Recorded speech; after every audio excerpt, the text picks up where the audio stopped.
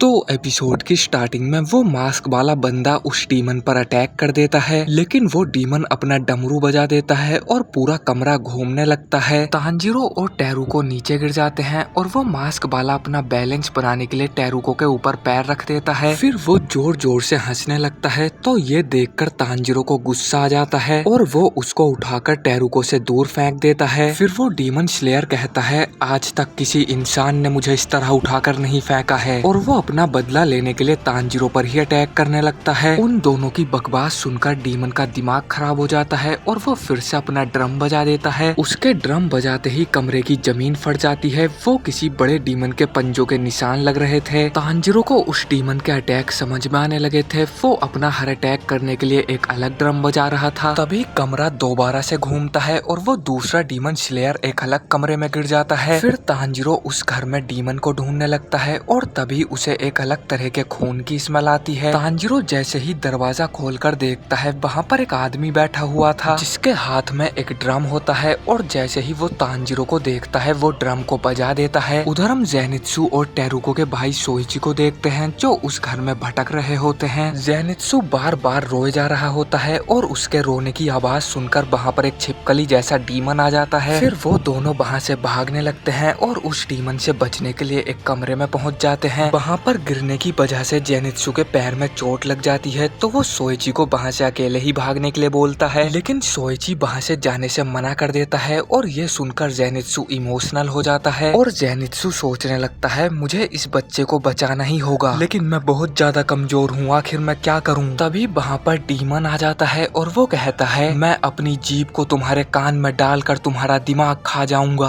और ये सुनकर जेनित्सु बेहोश हो जाता है। फिर वो डीमन अपनी जीभ सोइची की तरफ बढ़ाता है और सोइची डर के मारे जेनित्सु को उठने के लिए बोलता है। तभी जेनित्सु का हाथ हिलता है और हम देखते हैं उस डीमन की जीभ अचानक से कट जाती है। जेनित्सु को होश आ चुका होता है और वो अपनी तलवार लेकर उस डीमन के सामने खड़ा होता है। फिर जेनित्सु एक गहरी सांस लेता है और thunder breathing first form thunder clap and flash का इस्तेमाल करता है और वो उस डीमन का गला पलक झपकते ही अलग कर देता है। फिर अचानक से जेनित्सु को होश आता है और वो ये सब देखकर चौंक गया होता है। जेनित्सु देखता है डीमन मर चुका था, तो उसे लगता है डीमन को सोइची ने मारा है और वो सोइची को धन्यवाद बोलने लगता है। वहीं हम उस मास्क वाले डीमन को देखते हैं जो पूरे घर में भाग रहा था और सोच रहा होता है, उस डीमन से लड़ते हुए मुझे 3 दिन हो गए, लेकिन वो हर बार ड्रम बजाकर भाग जाता है। तभी उसके सामने एक मोटा सा डीमन आ जाता है जो उससे कहता है, तुम तो काफी स्ट्रोंग लग रहे हो, तुम्हें खाने में मजा आएगा। लेकिन उसे डीमन की बातों से कोई फर्क नहीं पड़ता। वो उस डीमन के हाथ और गला काटकर आगे निकल जाता है। वहीं हम ड्रम वाले डीमन को देखते हैं जो कह रहा होता है, मुझे जल्द ही मरीची ब्लड पीना होगा क्योंकि वो ब्लड 100 लोगों के ब्लड के बराबर है। अगर मैंने उस खून को पी लिया तो मुझे 12 कीजुकी में अपनी जगह वापस मिल जाएगी। वहीं हम देखते हैं टेरुको अपने बड़े भाई कियोशी से मिलती है और वो उसे देखते ही गले लगा लेती है। फिर तांजीरो देखता है उस लड़के के पैर में चोट लगी हुई थी, तो तांजीरो उसके पट्टी बांध देता है और वो उस लड़के से पूछता है, आखिर यहाँ पर क्या हुआ था। फिर कियोशी तांजीरो को बताता है, उसे डीमन उठाकर ले आया था और वो डीमन उसे खाने ही वाला था, लेकिन तभी वहाँ पर दूसरे डीमंस भी आ गए और वो आपस में ही लड़ने लगे। इसी चक्कर में उस डीमन का एक ड्रम नीचे गिर गया और मैंने उसे उठाकर बजा दिया। मेरे ऐसा करते ही कमरे की जगह बदल गई और मैं तब से ऐसे ही बच रहा हूँ। तभी तांजीरो को स्मेल आती है कि वो डीमन वहाँ पर आ रहा है, तो तांजीरो उससे लड़ने के लिए चला जाता है। फिर तांजीरो उस पर अटैक करता है। वो डीमन भी अपना ड्रम बजाता है। तांजीरो को समझ आने लगा था कि उसके ड्रम कैसे काम करते हैं। राइट वाले ड्रम से कमरा राइट में घूमता है और लेफ्ट वाले ड्रम से कमरा लेफ्ट में घूमता है। पैर पर लगे हुए ड्रम से कमरा आगे पीछे की तरफ घूमता है। फिर तांजीरो उस डीमन के पास जाकर उस पर अटैक करने के बारे में सोचता है, लेकिन वो घबरा रहा होता है। तभी उसे अपने मास्टर की बात याद आती है जब उन्होंने कहा था, पानी की तरह बनो, क्योंकि पानी को जिस भी बर्तन में डालो वो वैसा ही शेप ले लेता है। पानी बड़े बड़े पत्थरों को भी काट सकता है और जहाँ तक तुम्हारी दृष्टि जाती है वो वहाँ तक बह सकता है। ये बात याद करके तांजीरो में कॉन्फिडेंस आ जाता है और वो उस डीमन से लड़ने के लिए तैयार हो जाता है। इसी के साथ ये एपिसोड यहीं पर खत्म हो जाता है। तो अगर आपको ये वीडियो पसंद आई है तो लाइक कर देना। इसके पिछले एपिसोड्स के सभी लिंक आपको डिस्क्रिप्शन बॉक्स में मिल जाएंगे। मैं मिलता हूँ आपसे बहुत जल्द किसी नेक्स्ट वीडियो में।